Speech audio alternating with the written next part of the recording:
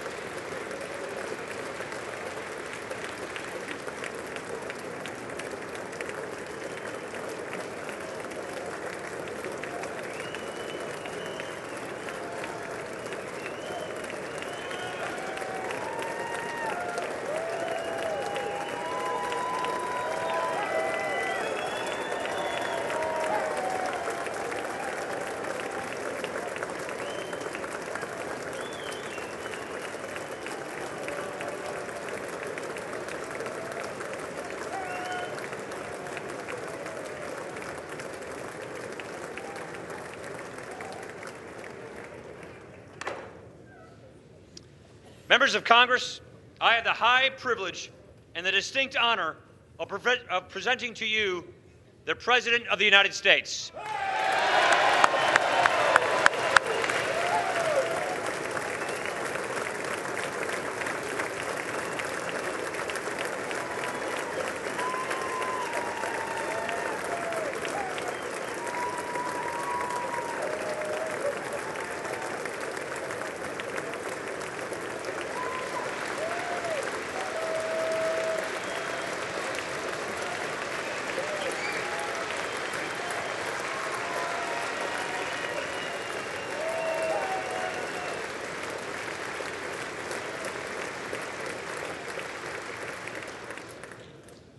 Mr. Speaker, Mr. Vice President, members of Congress, the First Lady of the United States, and my fellow Americans. Less than 1 year has passed since I first stood at this podium in this majestic chamber to speak on behalf of the American people and to address their concerns, their hopes, and their dreams. That night, our new administration had already taken very swift action. A new tide of optimism was already sweeping across our land. Each day since, we have gone forward with a clear vision and a righteous mission to make America great again for all Americans.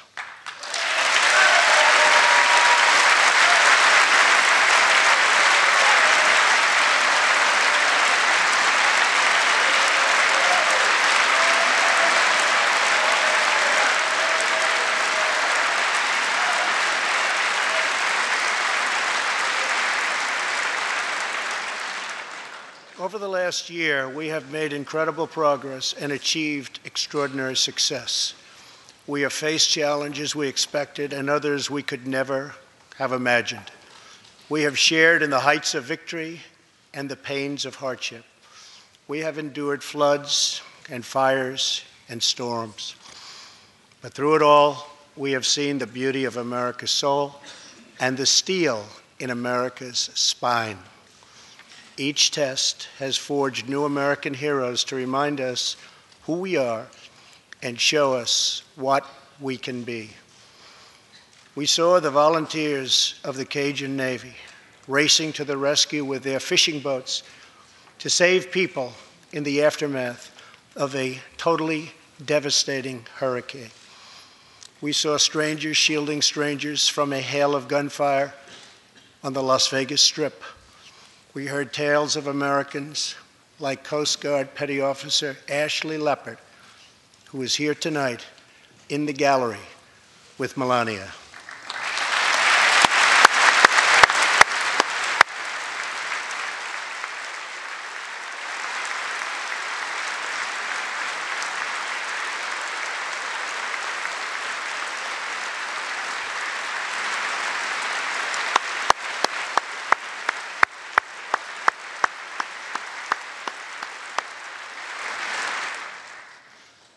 Ashley was aboard one of the first helicopters on the scene in Houston during the Hurricane Harvey.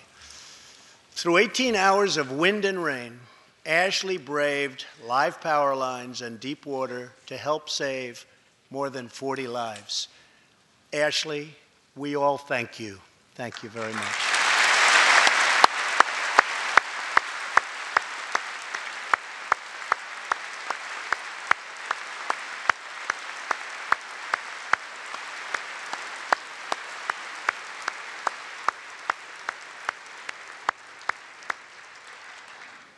We heard about Americans like firefighter David Dahlberg.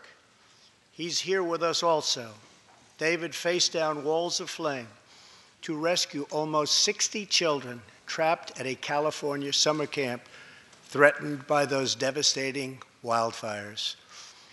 To everyone still recovering in Texas, Florida, Louisiana, Puerto Rico, and the Virgin Islands, everywhere, we are with you. We love you, and we always will pull through together, always.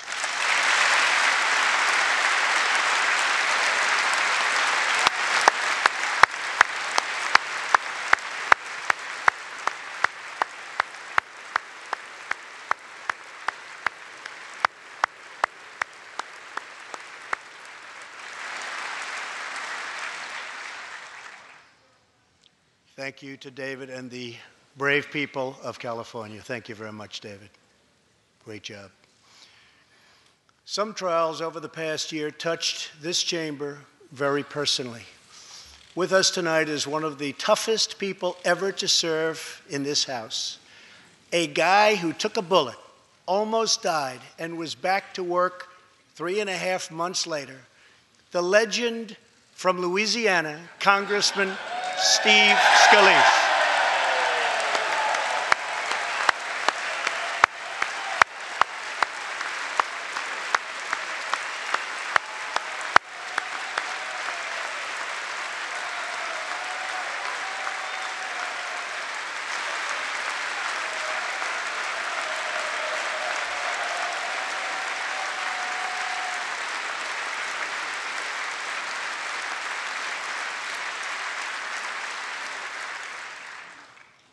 I think they like you, Steve. We're incredibly grateful for the heroic efforts of the Capitol Police officers, the Alexandria Police, and the doctors, nurses, and paramedics who saved his life and the lives of many others, some in this room. In the aftermath, yes.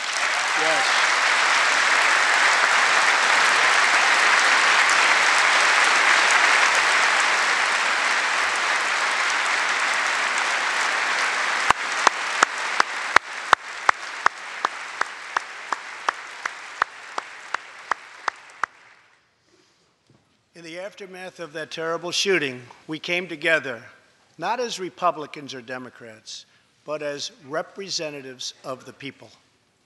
But it is not enough to come together only in times of tragedy. Tonight, I call upon all of us to set aside our differences, to seek out common ground, and to summon the unity we need to deliver for the people. This is really the key. These are the people we were elected to serve.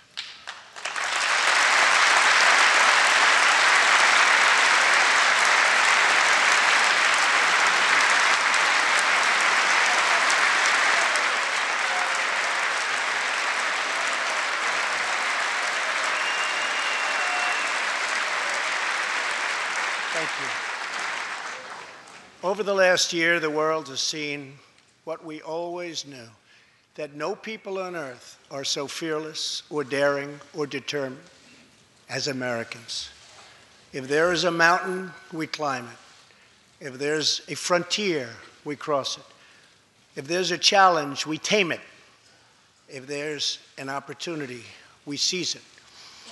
So let's begin tonight by recognizing that the state of our union is strong because our people are strong.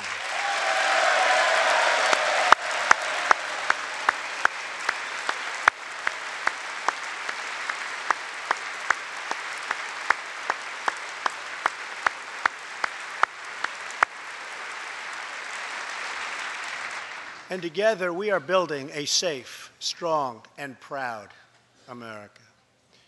Since the election, we have created 2.4 million new jobs, including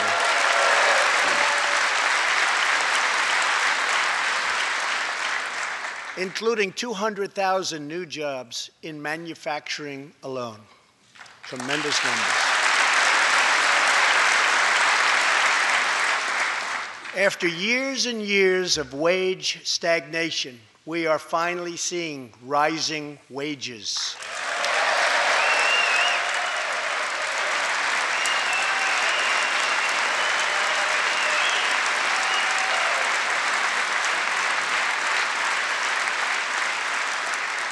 Unemployment claims have hit a 45-year low.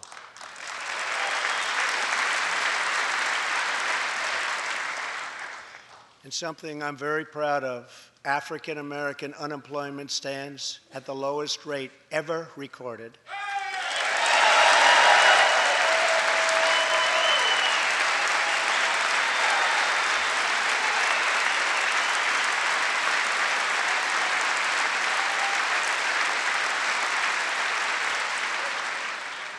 And Hispanic American unemployment has also reached the lowest levels in history.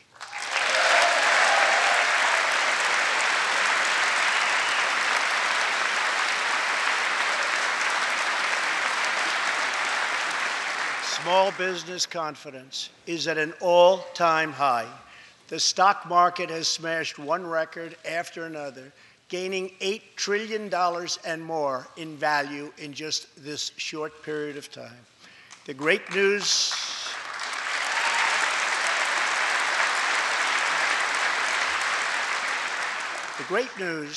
for Americans, 401k, retirement pension, and college savings accounts have gone through the roof.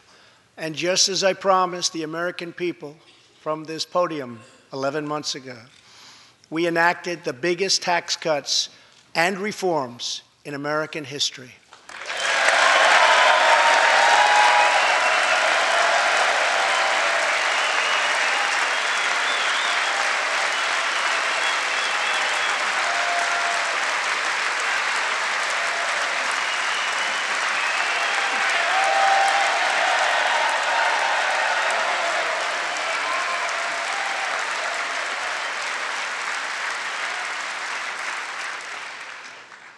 our massive tax cuts provide tremendous relief for the middle class and small business. To lower tax rates for hardworking Americans, we nearly doubled the standard deduction for everyone.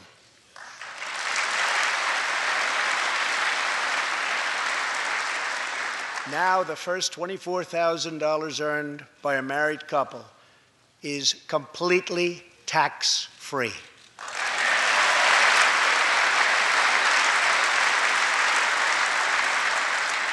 We also doubled the child tax credit.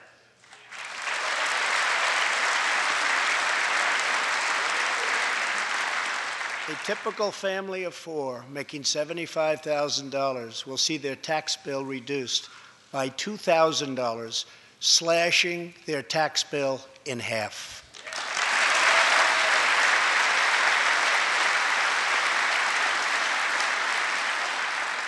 In April, this will be the last time you will ever file under the old and very broken system, and millions of Americans will have more take-home pay starting next month, a lot more.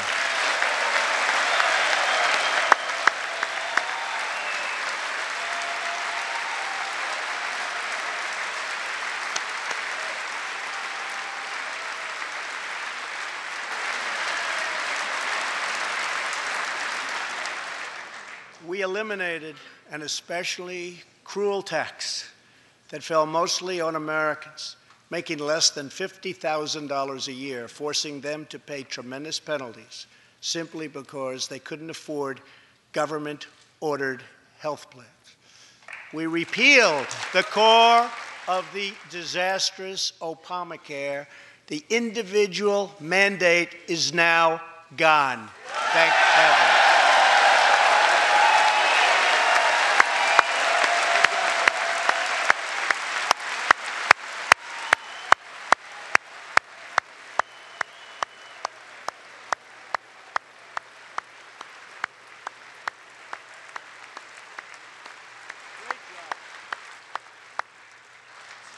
We slashed the business tax rate from 35% all the way down to 21%, so American companies can compete and win against anyone else anywhere in the world.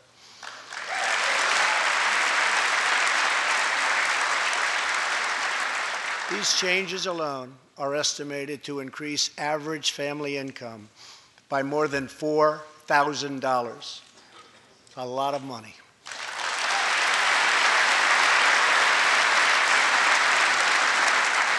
Small businesses have also received a massive tax cut and can now deduct 20% of their business income.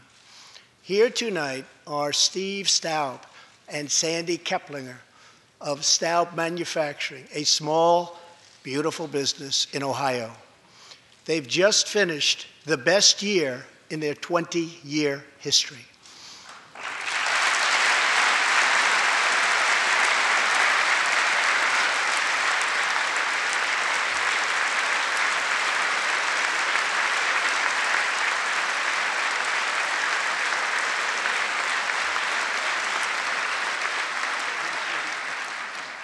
Because of tax reform, they are handing out raises, hiring an additional 14 people, and expanding into the building next door. Good feeling.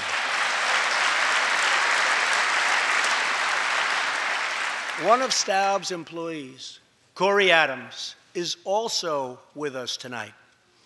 Corey is an all-American worker. He supported himself through high school, lost his job during the 2008 recession, and was later hired by Staub, where he trained to become a welder.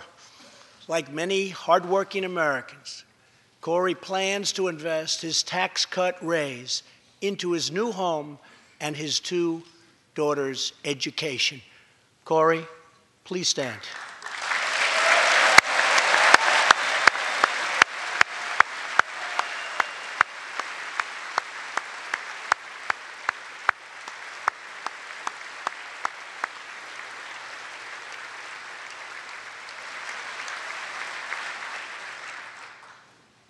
and he's a great welder. I was told that by the man that owns that company that's doing so well. So congratulations, Corey.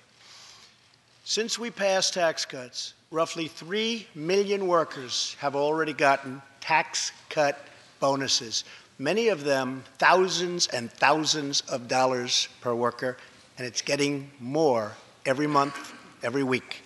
Apple has just announced it plans to invest a total of $350 billion in America and hire another 20,000 workers.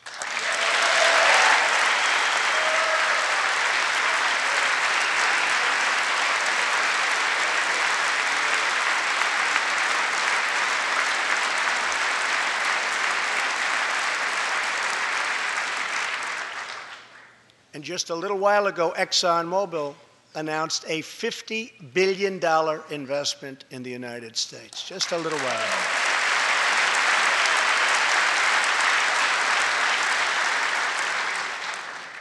This, in fact, is our new American moment. There has never been a better time to start living the American dream. So to every citizen watching at home tonight, no matter where you've been or where you've come from, this is your time. If you work hard, if you believe in yourself, if you believe in America, then you can dream anything. You can be anything. And together, we can achieve absolutely anything.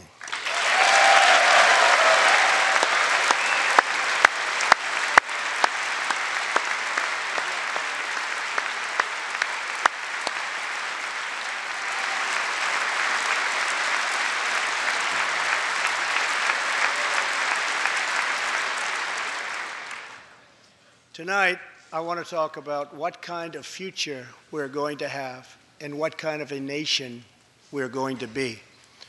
All of us together as one team, one people, and one American family can do anything. We all share the same home, the same heart, the same destiny, and the same great American flag.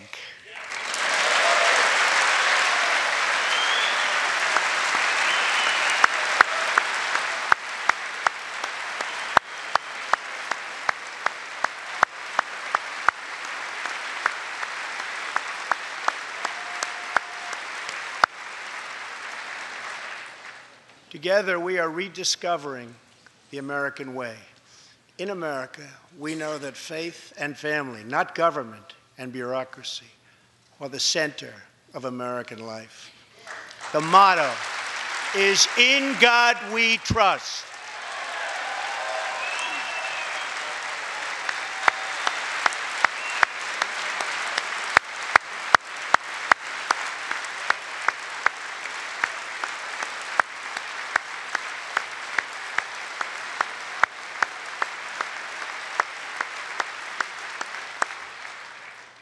And we celebrate our police, our military, and our amazing veterans as heroes who deserve our total and unwavering support.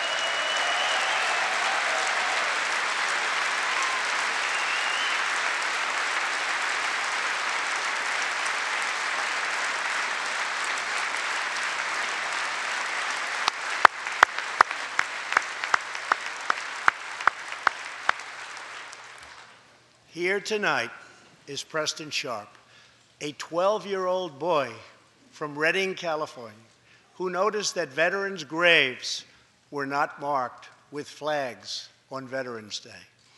He decided all by himself to change that and started a movement that has now placed 40,000 flags at the graves of our great heroes. Preston, a job well done.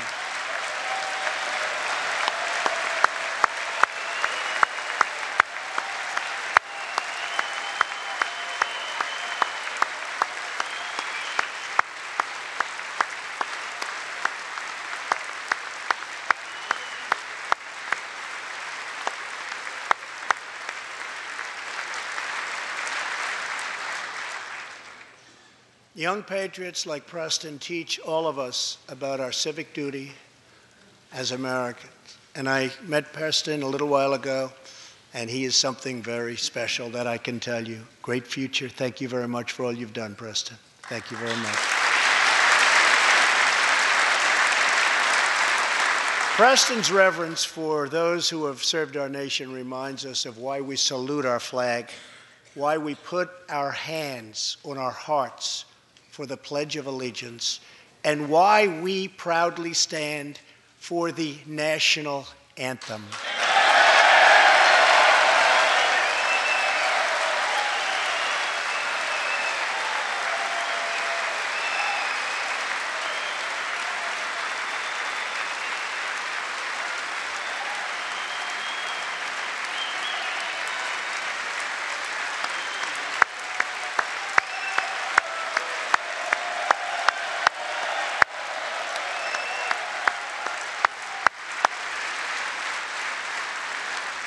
Americans love their country, and they deserve a government that shows them the same love and loyalty in return.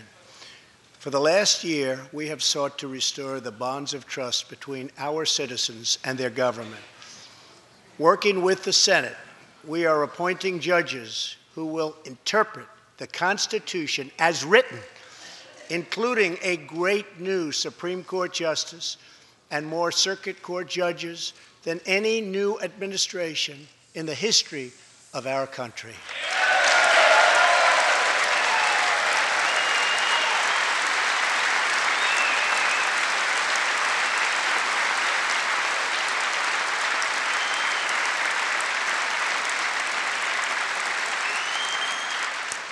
We are totally defending our Second Amendment and have taken historic actions to protect religious liberty.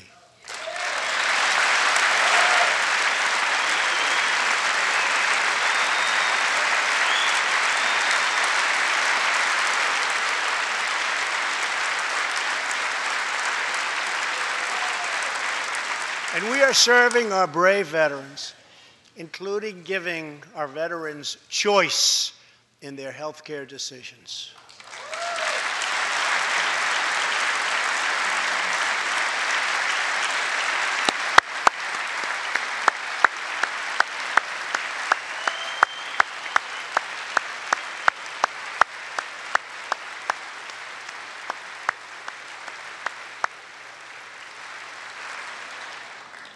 Last year, Congress also passed, and I signed, the landmark VA Accountability Act.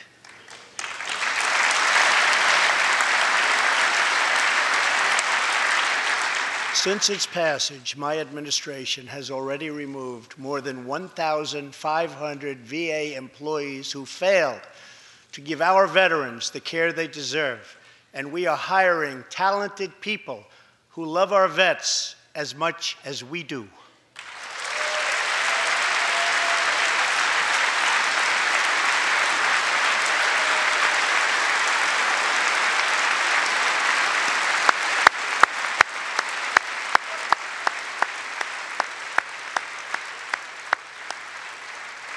And I will not stop until our veterans are properly taken care of, which has been my promise to them from the very beginning of this great journey.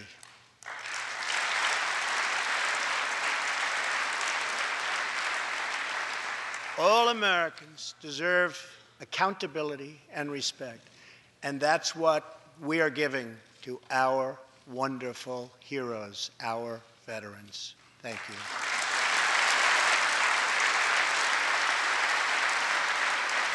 So tonight I call on Congress to empower every cabinet secretary with the authority to reward good workers and to remove federal employees who undermine the public trust or fail the American people.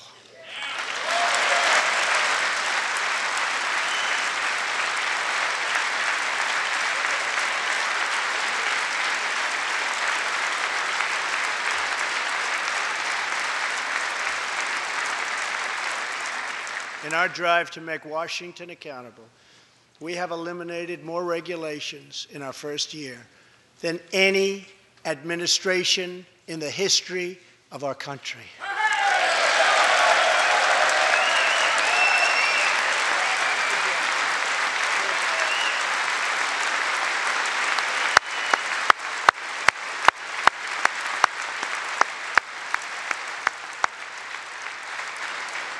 We have ended the war on American energy, and we have ended the war on beautiful, clean coal.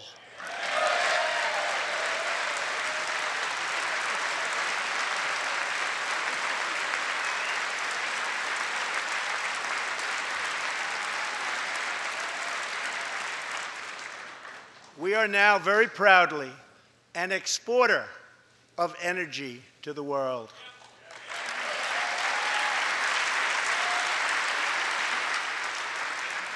In Detroit, I halted government mandates that crippled America's great, beautiful auto workers so that we can get Motor City revving its engines again, and that's what's happening.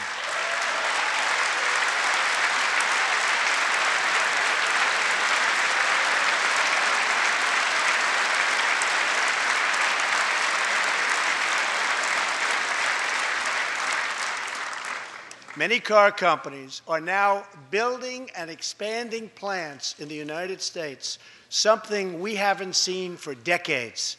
Chrysler is moving a major plant from Mexico to Michigan. Toyota and Mazda are opening up a plant in Alabama, a big one, and we haven't seen this in a long time. It's all coming back.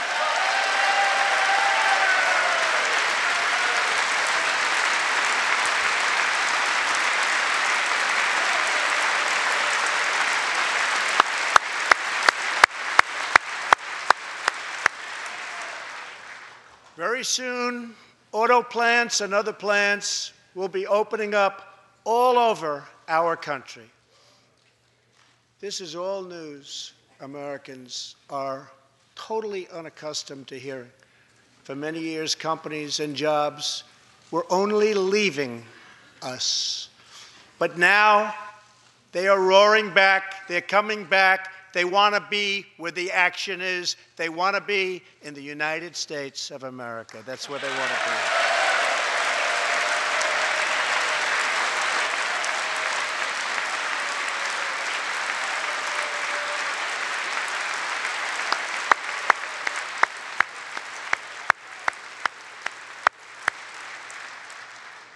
Exciting progress is happening every single day.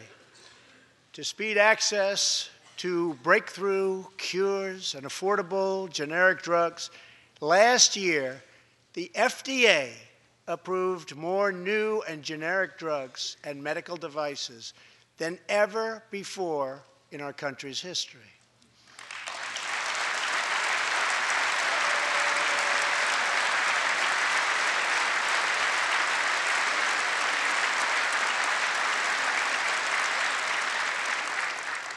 We also believe that patients with terminal conditions, terminal illness, should have access to experimental treatment immediately that could potentially save their lives.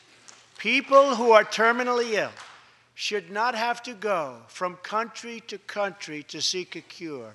I want to give them a chance right here at home. It's time for Congress to give these wonderful, incredible Americans the right to try.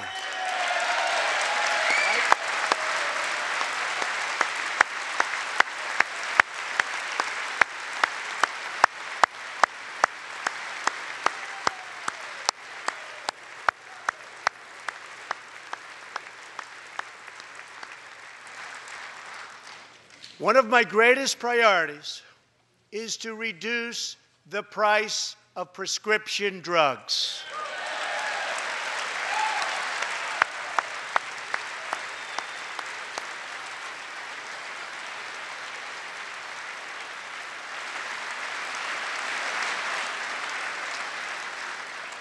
In many other countries, these drugs cost far less than what we pay in the United States, and it's very, very unfair.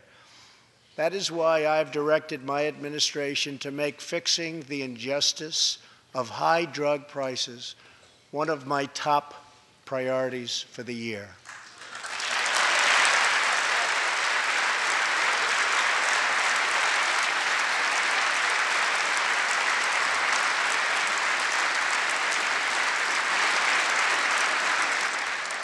and prices will come down substantially. Watch. America has also finally turned the page on decades of unfair trade deals that sacrificed our prosperity and shipped away our companies, our jobs, and our wealth. Our nation has lost its wealth, but we're getting it back so fast. The era of economic surrender is totally over. From now on, we expect trading relationships to be fair and, very importantly, reciprocal.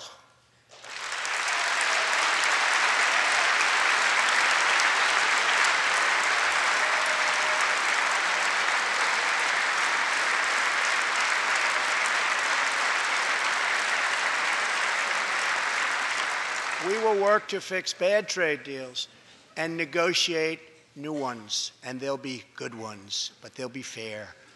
And we will protect American workers and American intellectual property through strong enforcement of our trade rules.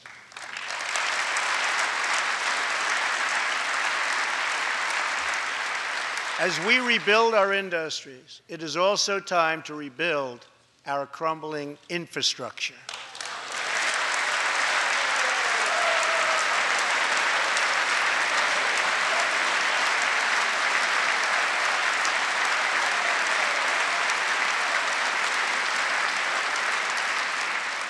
America is a nation of builders. We built the Empire State Building in just 1 year. Isn't it a disgrace that it can now take 10 years just to get a minor permit approved for the building of a simple road?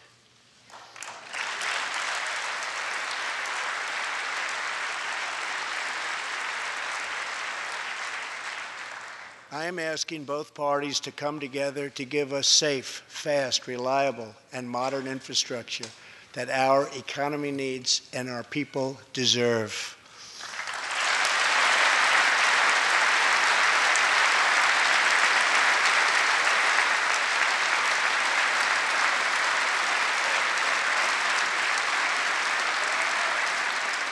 Tonight, I'm calling on Congress to produce a bill that generates at least $1.5 trillion for the new infrastructure investment that our country so desperately needs. Every federal dollar should be leveraged by partnering with state and local governments and, where appropriate, tapping into private sector investment to permanently fix the infrastructure deficit, and we can do it.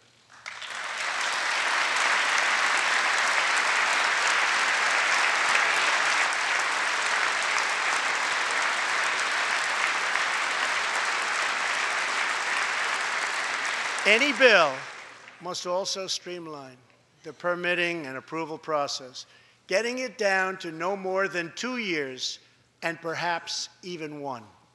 Together, we can reclaim our great building heritage.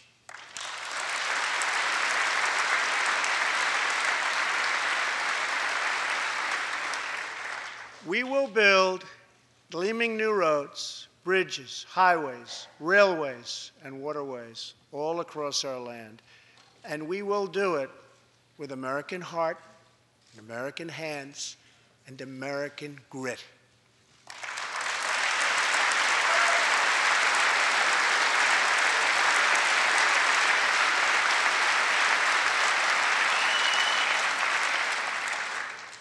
We want every American to know the dignity of a hard day's work. We want every child to be safe in their home at night. And we want every citizen to be proud of this land that we all love so much. We can lift our citizens from welfare to work, from dependence to independence, and from poverty to prosperity.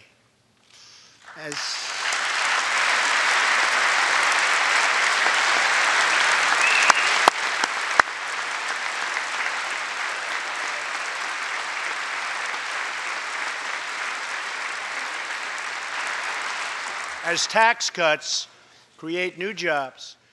Let's invest in workforce development, and let's invest in job training, which we need so badly.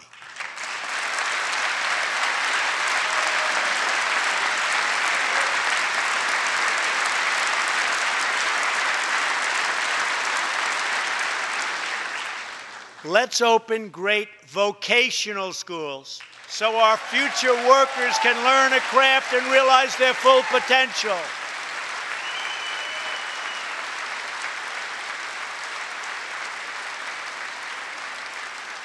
And let's support working families by supporting paid family leave.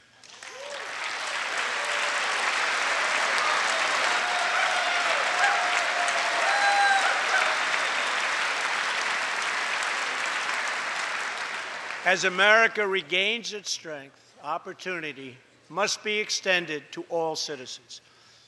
That is why this year we will embark on reforming our prisons to help former inmates who have served their time get a second chance at life.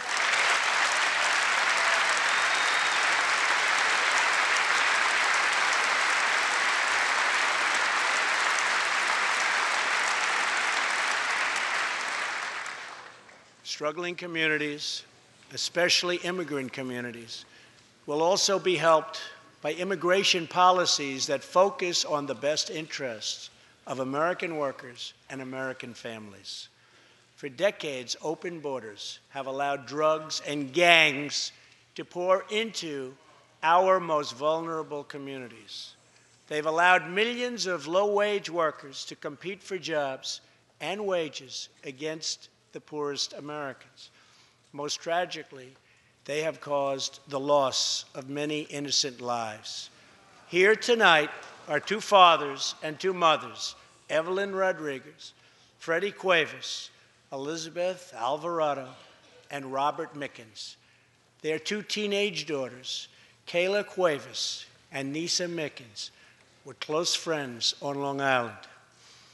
But in September 2016, on the eve of Nisa's 16th birthday, such a happy time it should have been, neither of them came home.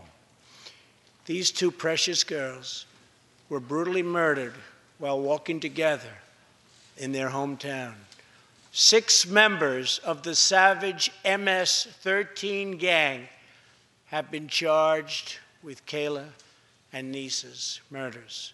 Many of these gang members took advantage of glaring loopholes in our laws to enter the country as illegal, unaccompanied, alien minors and wound up in Kayla and Nisa's high school. Evelyn, Elizabeth, Freddie, and Robert, tonight everyone in this chamber is praying for you. Everyone in America is grieving for you. Please stand. Thank you very much.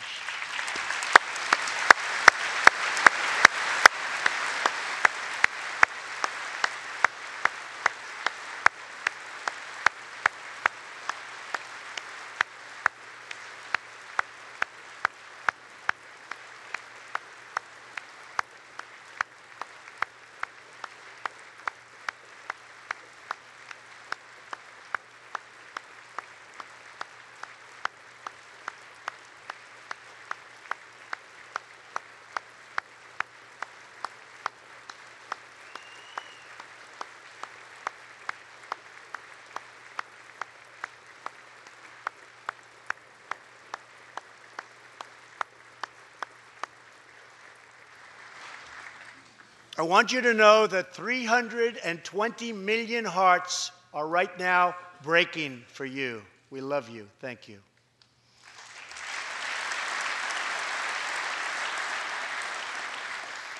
While we cannot imagine the depths of that kind of sorrow, we can make sure that other families never have to endure this kind of pain. Tonight I am calling on Congress to finally close the deadly loopholes that have allowed MS-13 and other criminal gangs to break into our country. We have proposed new legislation that will fix our immigration laws and support our ICE and Border Patrol agents. These are great people. These are great, great people that work so hard in the midst of such danger so that this can never happen again.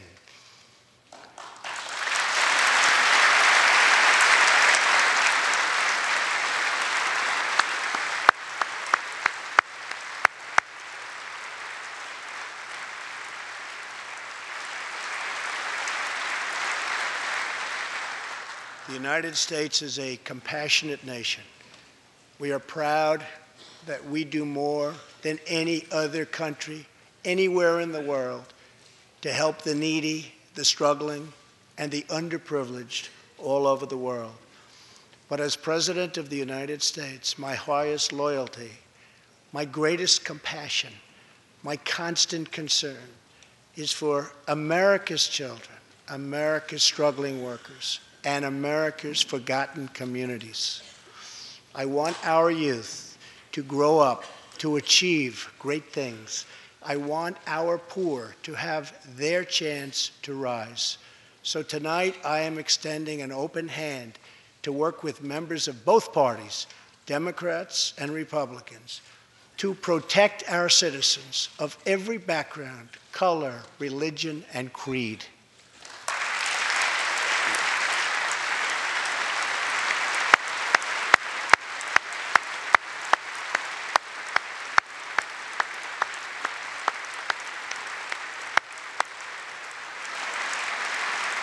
My duty, and the sacred duty of every elected official in this chamber, is to defend Americans, to protect their safety, their families, their communities, and their right to the American dream. Because Americans are dreamers too.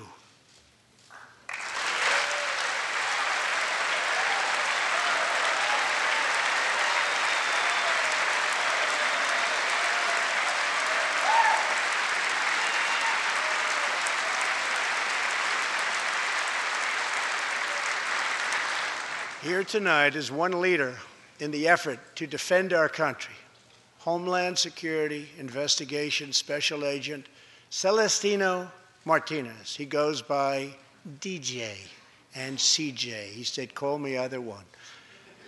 So we'll call you CJ. Served 15 years in the Air Force before becoming an ICE agent and spending the last 15 years fighting gang violence and getting dangerous criminals off of our streets. Tough job. At one point, MS-13 leaders ordered CJ's murder, and they wanted it to happen quickly. But he did not cave to threats or to fear. Last May, he commanded an operation to track down gang members on Long Island. His team has arrested nearly 400, including more than 220 MS-13 gang members. And I have to tell you, what the Border Patrol and ICE have done, we have sent thousands and thousands and thousands of MS-13 horrible people out of this country or into our prisons. So I just want to congratulate you, CJ. You're a brave guy. Thank you very much.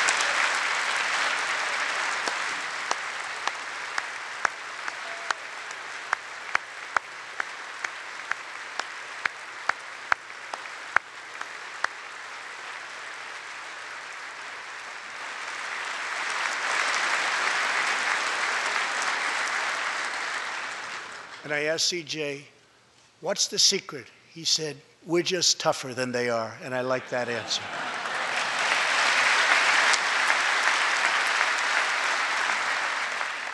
Now let's get Congress to send you, and all of the people in this great chamber have to do it. We have no choice. CJ, we're going to send you reinforcements, and we're going to send them to you quickly. It's what you need.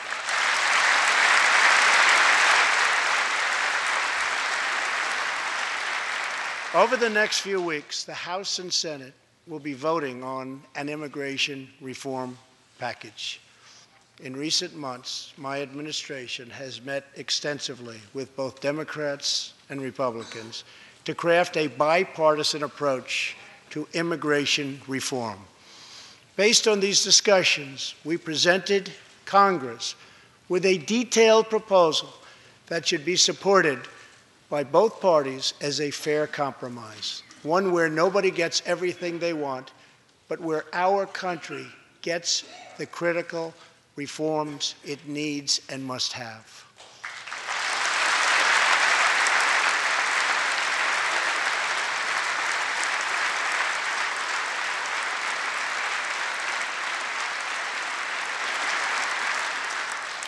Here are the 4 pillars of our plan. The first pillar of our framework generously offers a path to citizenship for 1.8 million illegal immigrants who were brought here by their parents at a young age. That covers almost 3 times more people than the previous administration covered.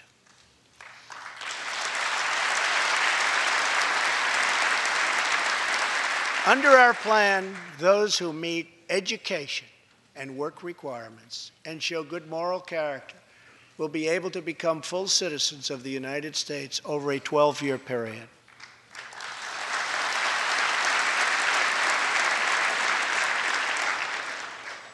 The second pillar fully secures the border.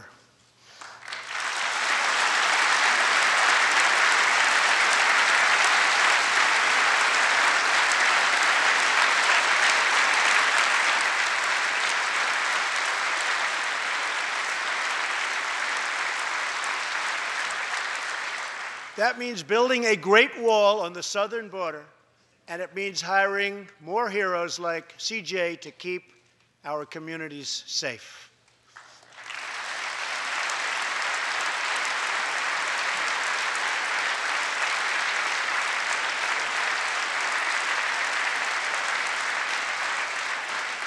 Crucially, our plan closes the terrible loopholes exploited by criminals and terrorists to enter our country, and it finally ends the horrible and dangerous practice of catch and release.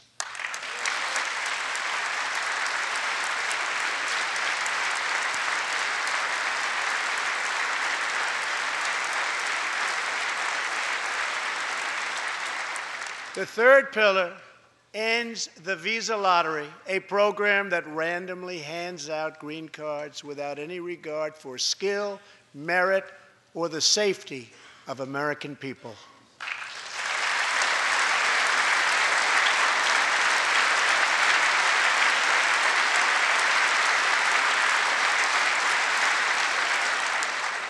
It's time to begin moving toward a merit-based immigration system, one that admits people who are skilled, who want to work, who will contribute to our society, and who will love and respect our country.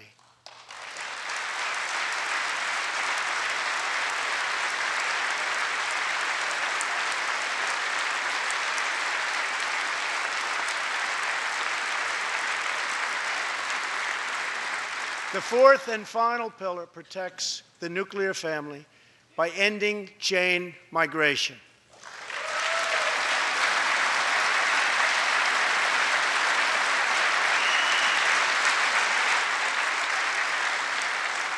Under the current broken system, a single immigrant can bring in virtually unlimited numbers of distant relatives. Under our plan, we focus on the immediate family by limiting sponsorships to spouses and minor children.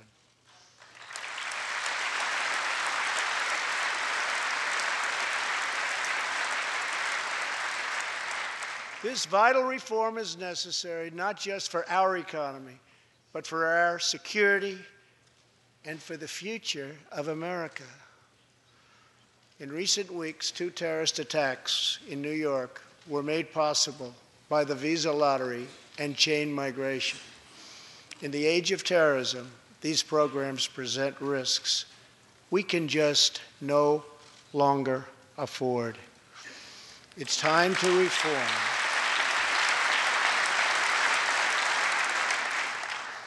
these outdated immigration rules and finally bring our immigration system into the 21st century.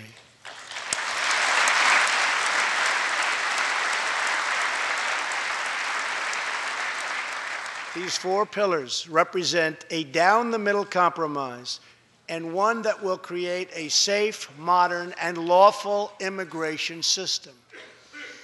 For over 30 years, Washington has tried and failed to solve this problem. This Congress can be the one that finally makes it happen. Most importantly, these four pillars will produce legislation that fulfills my ironclad pledge to sign a bill that puts America first.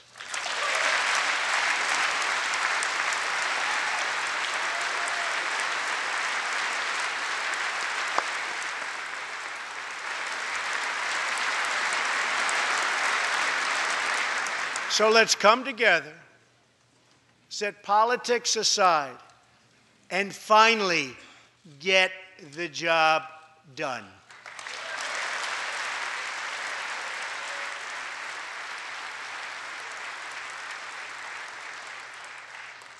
These reforms will also support our response to the terrible crisis of opioid and drug addiction. Never before has it been like it is now. It is terrible. We have to do something about it. In 2016, we lost 64,000 Americans to drug overdoses, 174 deaths per day, 7 per hour.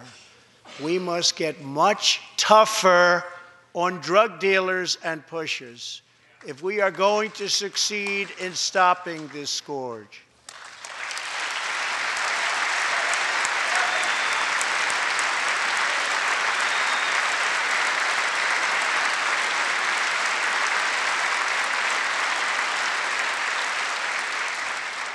My administration is committed to fighting the drug epidemic and helping get treatment for those in need, for those who have been so terribly hurt. The struggle will be long and it will be difficult, but as Americans always do, in the end, we will succeed, we will prevail.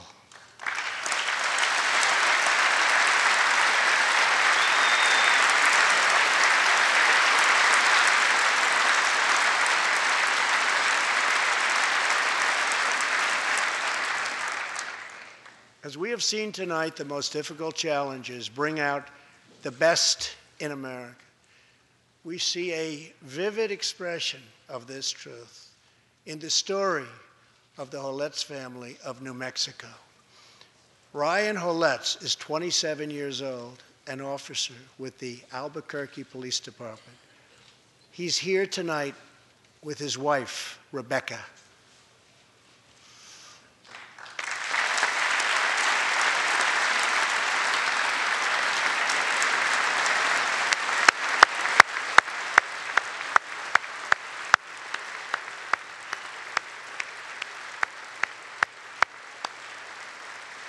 Thank you, Ryan.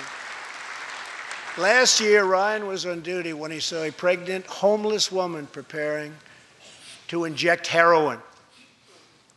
When Ryan told her she was going to harm her unborn child, she began to weep. She told him she didn't know where to turn, but badly wanted a safe home for her baby.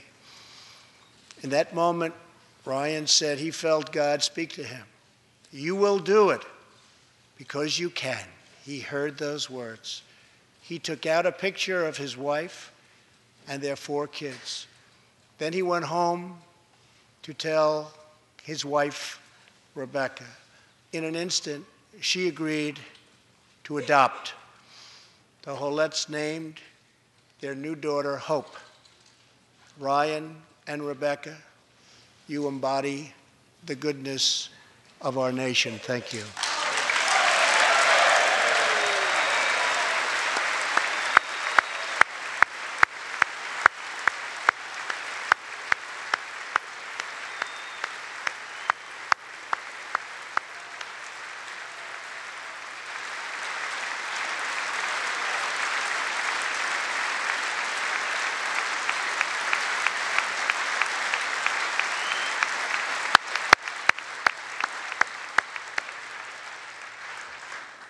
Thank you, Ryan and Rebecca.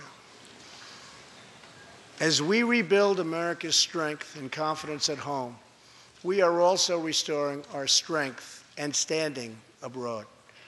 Around the world, we face rogue regimes, terrorist groups, and rivals like China and Russia that challenge our interests, our economy, and our values. In confronting these horrible dangers, we know that weakness is the surest path to conflict, and unmatched power is the surest means to our true and great defense. For this reason, I am asking Congress to end the dangerous defense sequester and fully fund our great military.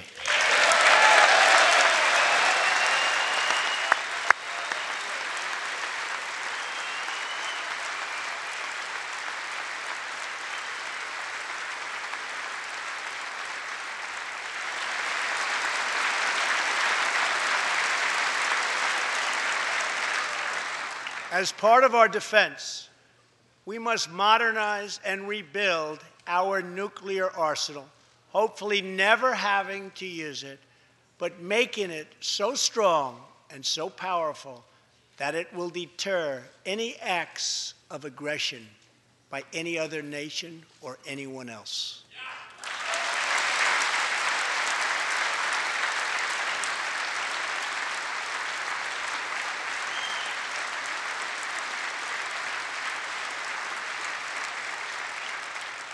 Perhaps someday in the future there will be a magical moment when the countries of the world will get together to eliminate their nuclear weapons.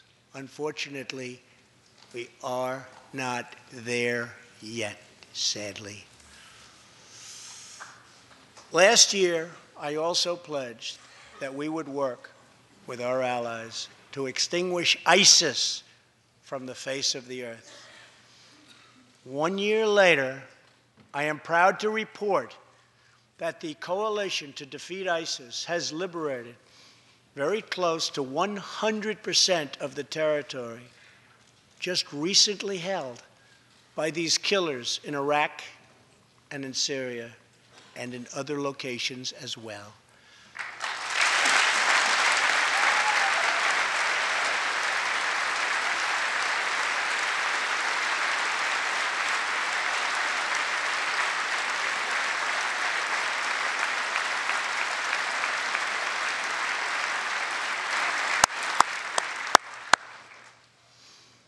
But there is much more work to be done.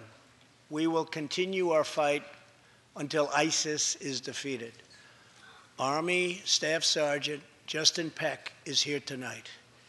Near Raqqa last November, Justin and his comrade, Chief Petty Officer Kenton Stacy, were on a mission to clear buildings that ISIS had rigged with explosive, so that civilians could return to that city, hopefully soon and hopefully safely. Clearing the second floor of a vital hospital, Kenton Stacy was severely wounded by an explosion.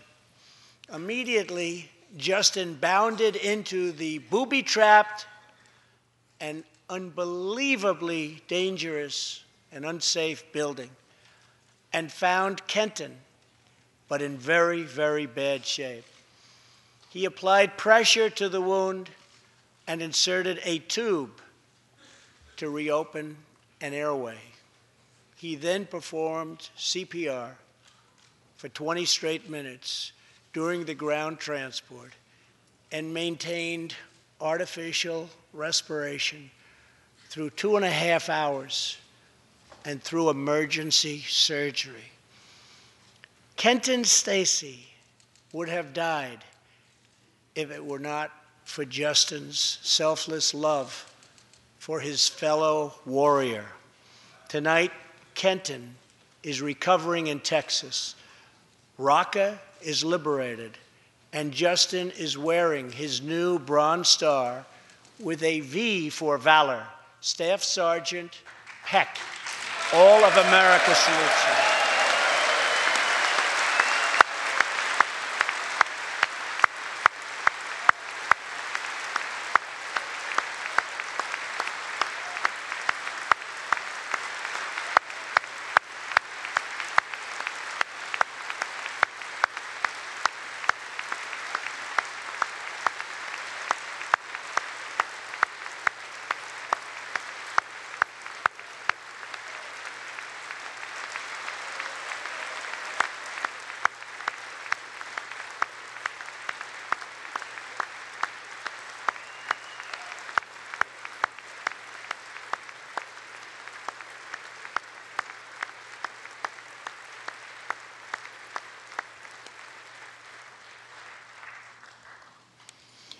Terrorists who do things like place bombs in civilian hospitals are evil. When possible, we have no choice but to annihilate them. When necessary, we must be able to detain and question them. But we must be clear, terrorists are not merely criminals. They are unlawful enemy combatants.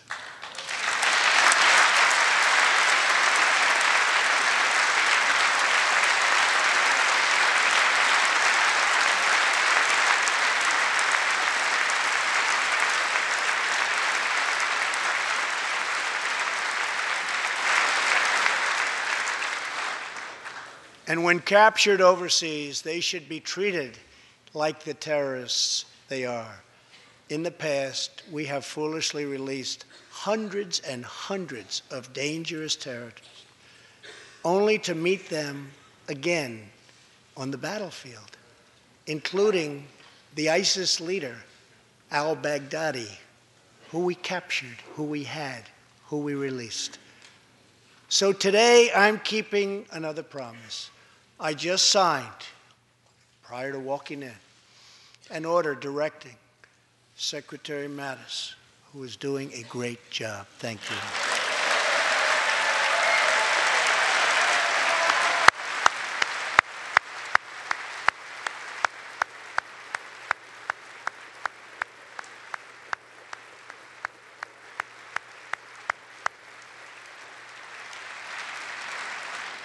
To re-examine our military detention policy and to keep open the detention facilities in Guantanamo Bay.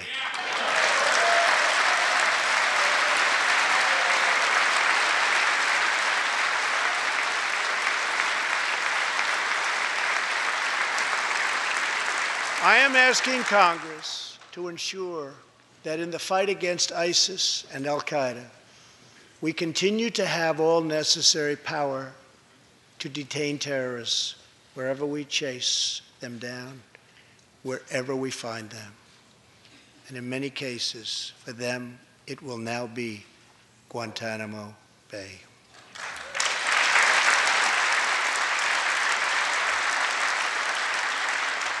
At the same time, as of a few months ago, our warriors in Afghanistan have new rules of engagement.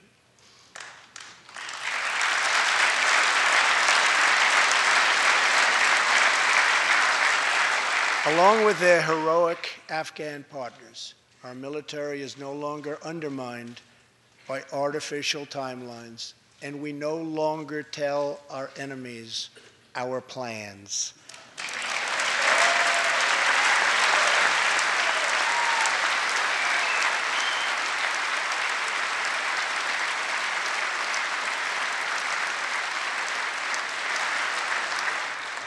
Last month, I also took an action endorsed unanimously by the U.S. Senate just months before.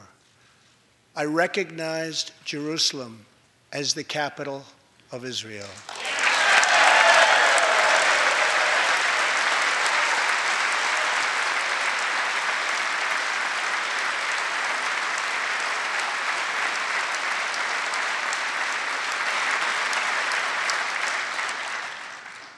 Shortly afterwards, dozens of countries voted in the United Nations General Assembly against America's sovereign right to make this decision. In 2016, American taxpayers generously sent those same countries more than $20 billion in aid. That is why tonight I am asking Congress to pass legislation to help ensure American foreign assistance dollars always serve American interests and only go to friends of America, not enemies of America.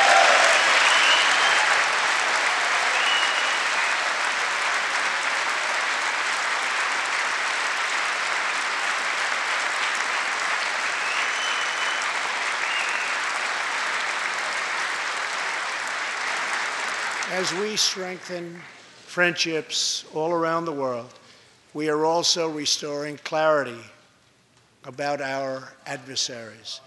When the people of Iran rose up against the crimes of their corrupt dictatorship, I did not stay silent. America stands with the people of Iran in their courageous struggle for freedom.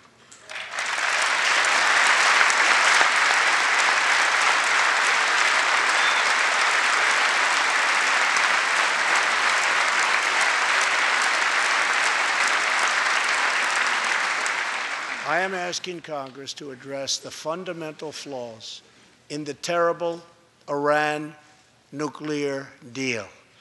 My administration has also imposed tough sanctions on the communist and socialist dictatorships in Cuba and Venezuela.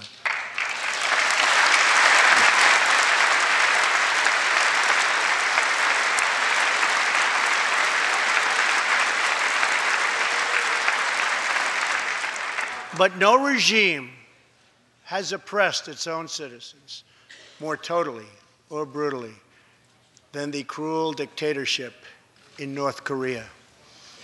North Korea's reckless pursuit of nuclear missiles could very soon threaten our homeland. We are waging a campaign of maximum pressure to prevent that from ever happening. Past experience has taught us that complacency and concessions only invite aggression and provocation.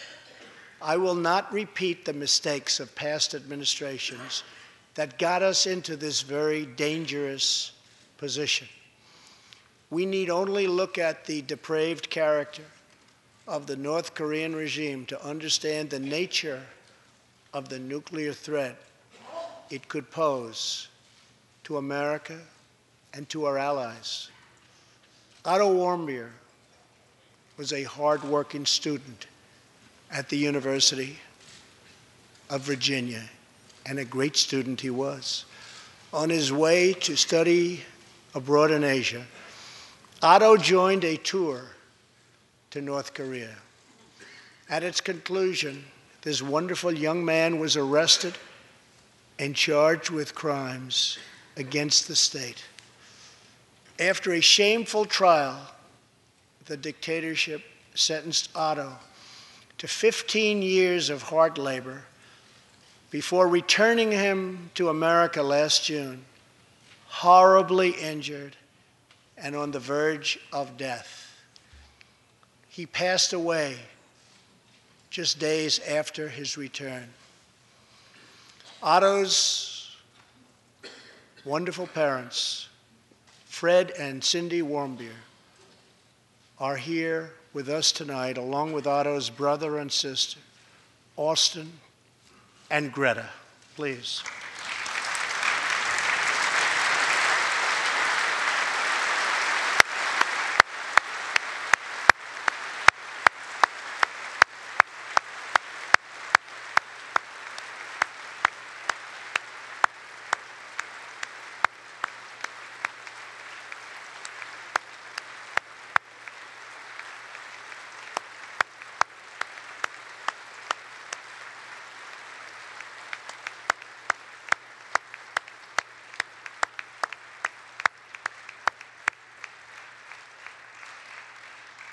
Incredible people. You are powerful witnesses to a menace that threatens our world, and your strength truly inspires us all. Thank you very much. Thank you.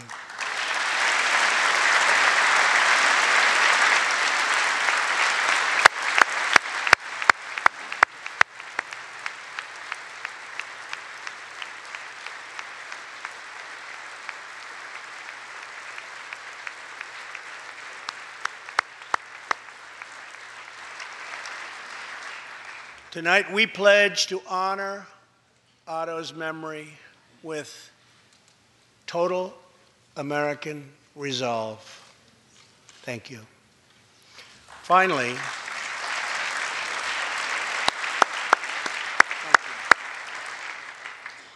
we are joined by one more witness to the ominous nature of this regime. His name is Mr. Ji Sung Ho. In 1996, Sung Ho was a starving boy in North Korea. One day he tried to steal coal from a railroad car to barter for a few scraps of food, which were very hard to get. In the process, he passed out on the train tracks, exhausted from hunger. He woke up as a train ran over his limbs. He then endured multiple amputations without anything to dull the pain or the hurt. His brother and sister gave what little food they had to help him recover and ate dirt themselves, permanently stunting their own growth. Later, he was tortured by North Korean authorities after returning from a brief visit to China. His tormentors wanted to know if he'd met any Christians. He had, and he resolved after that to be free. Sung Ho traveled thousands of miles on crutches all across China and Southeast Asia to freedom. Most of his family followed. His father was caught trying to escape and was tortured to death. Today, he lives in Seoul, where he rescues other defectors and broadcasts into North Korea what the regime fears most, the truth. Today, he has a new leg, but Sung Ho, I understand you still keep those old crutches as a reminder of how far you've come. Your great sacrifice is an inspiration to us all. Please, thank you.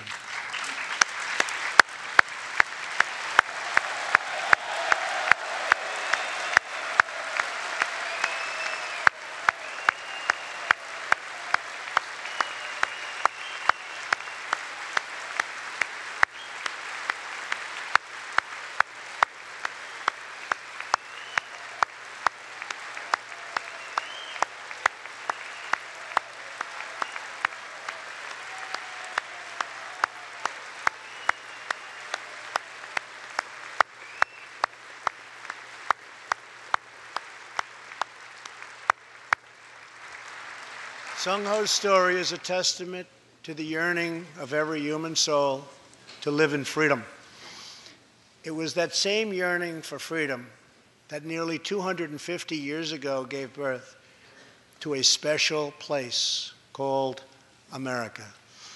It was a small cluster of colonies caught between a great ocean and a vast wilderness.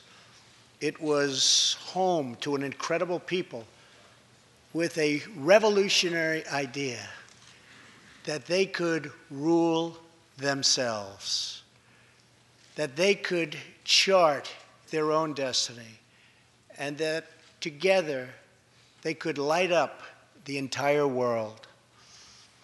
That is what our country has always been about.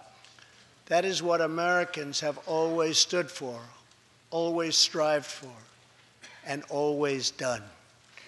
Atop the dome of this Capitol stands the Statue of Freedom. She stands tall and dignified among the monuments to our ancestors who fought and lived and died to protect her. Monuments to Washington and Jefferson and Lincoln and King.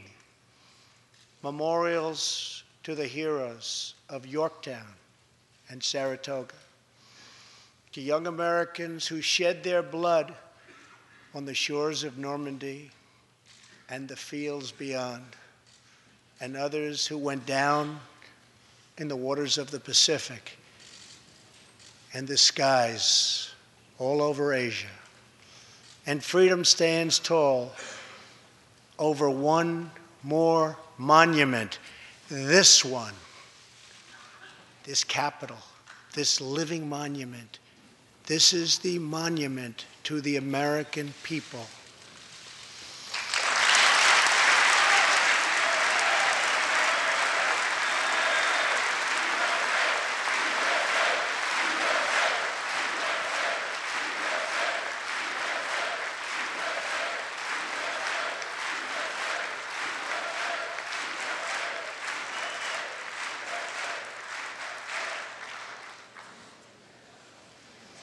We're a people whose heroes live not only in the past, but all around us, defending hope, pride, and defending the American way.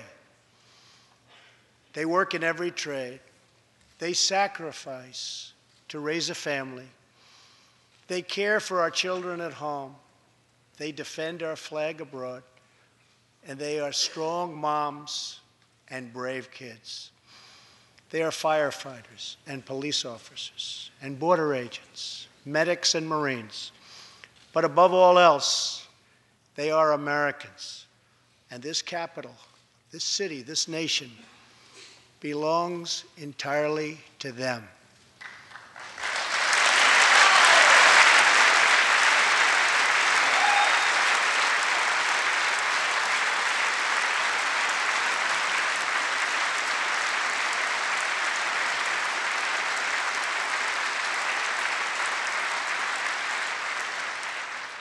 Our task is to respect them, to listen to them, to serve them, to protect them, and to always be worthy of them.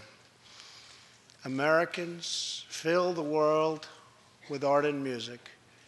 They push the bounds of science and discovery, and they forever remind us of what we should never, ever forget. The people dreamed this country. The people built this country. And it's the people who are making America great again.